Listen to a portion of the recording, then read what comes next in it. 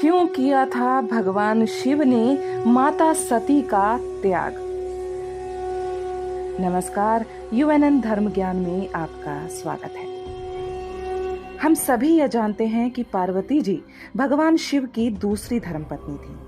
हालांकि यह भी सत्य है कि पार्वती जी भगवान महाकाल की पहली धर्मपत्नी सती जी का ही रूप थी और उन्होंने ही अपना अगला जन्म पार्वती जी के रूप में लिया था।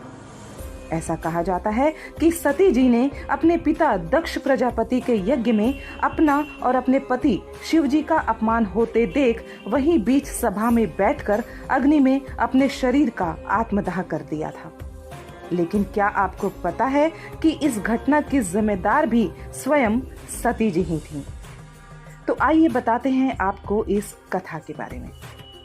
बहुत समय पहले जब त्रेता युग में श्री राम अपने भाई लक्ष्मण के साथ अपनी पत्नी सीता जी की खोज में लगे हुए थे, उसी समय कैलाश पर्वत पर माता सती अपने पति महादेव के साथ बैठी हुई थी।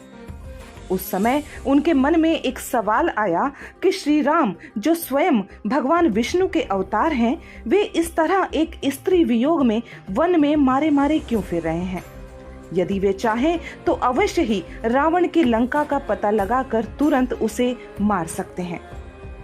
यही सवाल उन्होंने महाकाल अर्थात महादेव से भी पूछा। तब महादेव ने बताया कि हाँ, यह सत्य है कि प्रभु श्री राम भगवान विष्णु के अवतार हैं, लेकिन उन्होंने पृथ्वी पर एक मनुष्य के रूप में जन्म लिया है, इसलिए उन्हें भी अन्य मनुष्यों की तरह एक साधारण व्यक्ति की तरह सभी कष्टों से गुजरना होगा। तब सती जी ने कहा कि क्या मनुष्य रूप में भी उनके अंदर वह गुण मौजूद हैं जो भगवान विष्णु के अंदर समाये हुए हैं?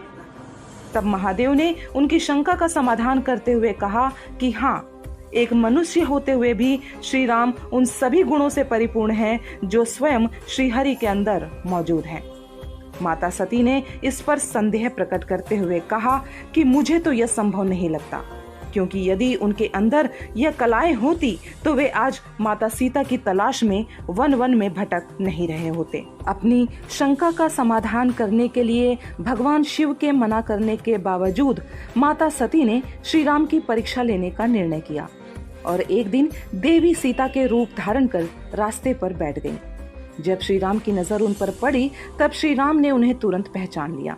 उन्होंने हाथ जोड़कर प्रणाम करते हुए कहा कि माता, क्या आज आप अकेले ही वन विहार को निकली हैं? भगवान शिव आपके साथ नहीं आए? यह सुनकर माता सती बहुत ही लज्जित हो गई और अपने वास्तविक रूप में आ गई और उनसे क्षमा मांगकर पुनः कैलाश पर्वत को चली गई और जाकर भगवान शिव से भी क्षमा याचना की। भगवान शिव ने उन्हें क्षमा तो कर दिया, पर मन ही मन माता सती का त्याग भी कर दिया और 87,000 वर्षों के लिए समाधि में चले गए, क्योंकि माता सती ने माता सीता रूप का धारण किया था और भगवान शिव माता सीता को माता मानते हैं। उसी कारण भगवान शिव ने माता सती का त्याग कर दिया। उसके बाद जब दुखी माता सती को अपने पिता दक्ष द्वारा किए जा रहे यज्ञ का पता चला, तब उन्होंने अपने नाथ शिवजी से उस यज्ञ में जाने की आज्ञा मांगी। परंतु शिवजी ने यह जानते थे कि यदि माता सती उस यज्ञ में गईं तो वे अवश्य ही अपने शरीर का त्याग कर देंगी, इसलिए वे लगातार माता सती को यज्ञ में जाने से रोकते रहे। लेकिन अंत में माता सती ने किसी की न सुनी और यज्ञ में चली गईं।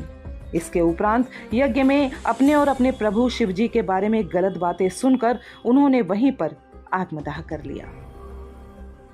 ऐसे ही अन्य जानकारियों के लिए जुड़े रहें हमारे साथ, देखते रहें यूएनएन।